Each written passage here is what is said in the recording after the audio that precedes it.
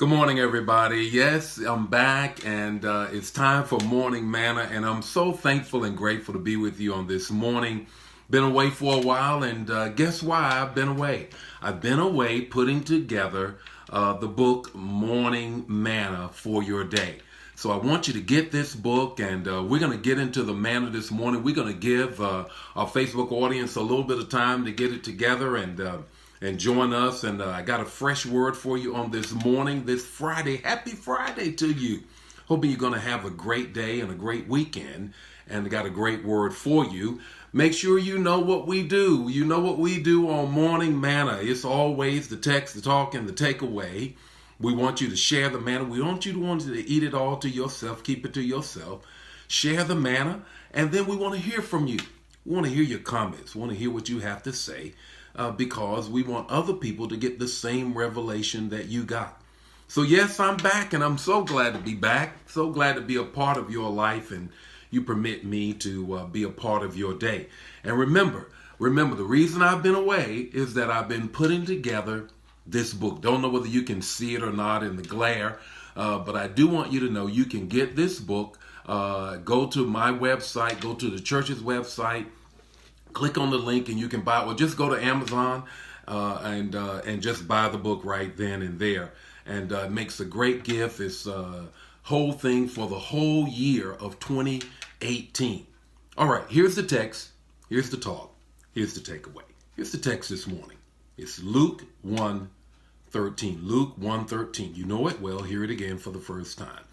Do not be afraid, Zechariah, for your prayers have been heard. Do not be afraid, Zechariah, for your prayers have been heard. An unlikely gift. An unlikely gift. How many times have you received the gift that you really didn't?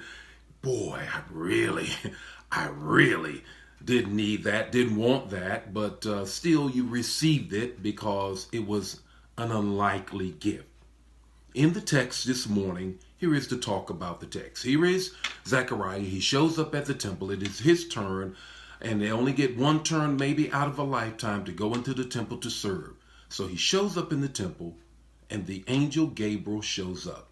The angel Gabriel shows up and tells him, Zechariah, don't be afraid, for the Lord has heard your prayer. And here is why you have had this unlikely gift of you and your wife being barren for years. Here it is. For one, your wife couldn't get pregnant too soon. Second thing is, you were picked to produce John the Baptist and be the parent. And then the third thing is this. It was providence. That's the talk. Let me give you a little bit more about what is really going on in the text. More often than not, as I said, we don't want the gifts that we get sometimes. Sometimes it's just not what we want on Christmas, my God, because you have gotten me something different. Zechariah and Elizabeth have gotten the unlikely gift of being barren, but they don't understand why. She has never been able to have a child, but now God reveals it to her. Three things I want you to get. The first thing is that Elizabeth was barren for a reason. She was barren for a reason. And you may be barren in your situation or have an unlikely gift in your life for a reason. What's the reason? The reason is this. Had Elizabeth had children before now, she would have not been able to bring forth John the Baptist. In other words, she would have been out of her childbearing days. Remember, they're old in age is what the scripture says. They're old in age, and so God had to preserve her womb for this particular time. He had to make her barren. What an unlikely gift sometimes God gives us. Holding her barren because he had to preserve her womb for this particular time. The second thing is this. You are barren and Elizabeth is barren for a breakthrough. I want you to look at verse 24. In verse 24, after Zechariah gets the word about that there's going to be a child, in verse 24, he goes home and Elizabeth conceives. So she gets the breakthrough. She gets the breakthrough, but he still has to do something. got the word. You're going to have a child, but they still have to have intercourse. I want you to get this. Here's the revelation. Zachariah has to intercourse with the barrenness of Elizabeth. And you have to intercourse with the barrenness of your situation. You still have to do something. After you get that word on Sunday, after you get that word that God gives you, a prophetic word that someone gives you, a song that you hear, or a gesture, or whatever it is, you get that word.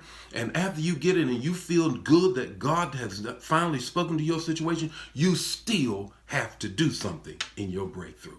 You got to intercourse your faith with the barrenness that you bear. Here's the third thing. Here's the third thing. I need you to get this. After the breakthrough, there's a breakout. After the breakthrough, there's a breakout. I want you to look at verse 24. In verse 24, here is what Elizabeth does. She stays back for 5 months. After the conception in 13, she then does not go out for 5 whole months. She's waiting until she's showing. And then she can then break out what God has given her to break through with. You see, so many times you have to wait so that God gives you the perfect time so that you can then break out and show everybody that God has removed the reproach. That's what Elizabeth said on that 5th month when she went out. She said, the Lord has removed the public reproach that I have had for years. God is waiting not only to answer your prayer, to give you the breakthrough, but he's going to give you the breakout and remove the public reproach. The same haters, the same shade throwers, the same folk that came against you and talked about you, God's going to give you that opportunity because you become God's trophy. What's your takeaway this morning? Your takeaway is this, that in every situation that you receive an unlikely gift, know that God has heard your prayer long before you received it. And there is a reason, because there's a breakthrough and there's going to be a breakout. God bless you today. The Lord be with you. May his face shine upon you and give you peace. Remember, share the manna. Buy the book. It's going to bless you. It's the manna all for 2018. It's going to really bless you. God bless you. See you on Monday with more morning manna. Go to church on Sunday now. Bye.